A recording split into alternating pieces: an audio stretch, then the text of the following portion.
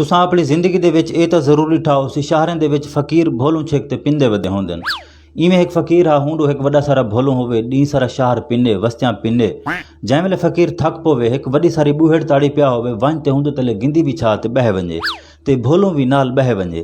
फकीर देखिया जै वेले लोग कट्ठे थी गए भोलू दे सामने 1000 रुपया चा रखेंदा हा। फकीर यकें को फकीर आदा हा भोलू दे सामने 1000 रुपया लाथे ये जेरा भी दिल बाध ते चा गया ये हुंदा मैं वापस कना घिनसा ता जेरा भी आवे हा 1000 रुपया चावे हा भोलू हुंदे नल्ले गनु पकड़ गिने हा ते खूब पिंजाड़ छिके हा।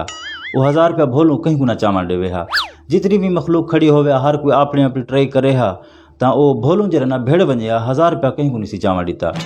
इमें बे जड़े फकीर हूँ बुहेड़ तले आ बैठे उमें गिंदी बिछी उमें मखलूक कट्ठी थी गई है। एक बंदा हुण सोचेंदा पे जो ही भोलू दे नाल कोई तरीका करा मैं तो यो 1000 रुपया चा वजा।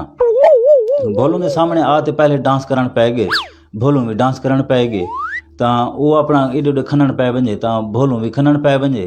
भला हूँ क्या किते जवान अपने अखी दे हाथ चा दीतेस भोलू भी अखी दे हाथ चा दीतेस। भोलू जूं ही अखी दे हाथ दीते जवान 1000 रुपया चंदा गया। फकीर हुण परेशान फकीर भोलू छेकते गया पुज गए घर। भोलू को बाद खड़ा सी किकर दे नाल ता खूब पिंजाड़ छिकी सी भोलू को कुटियस कुट कुट ते असलू वो पूरा कर बिलहस। भोलू डाढ़ा परेशान हुए रोंदा बैठा होवे। भोलू हुण सोचेंदा बैठे कल जले वंज बासा मैं अखी बंद करना करे सा अपना खोली बैठा रहा भला वेला आ गए कल भला वंज बैठे बूहेड़ तले उमें मखलूक आ गई उमें एक ब्याह सियाणा बंदा आ गया। भोलू के सामने साए नखरे कितन सी भोलू भी उमें करे ओ खनन पै वंजे भोलू भी खनन पै वंजे। जै वेले बंदा अखी ते हाथ दीतेस भोलू जरे ना अखी ई कर बैठे ताड़ी बैठा होवे तो बंदा 1000 रुपया ना चा सकिया। ये एक गाल हुई एक मिसाला होंदे दुनिया दा असल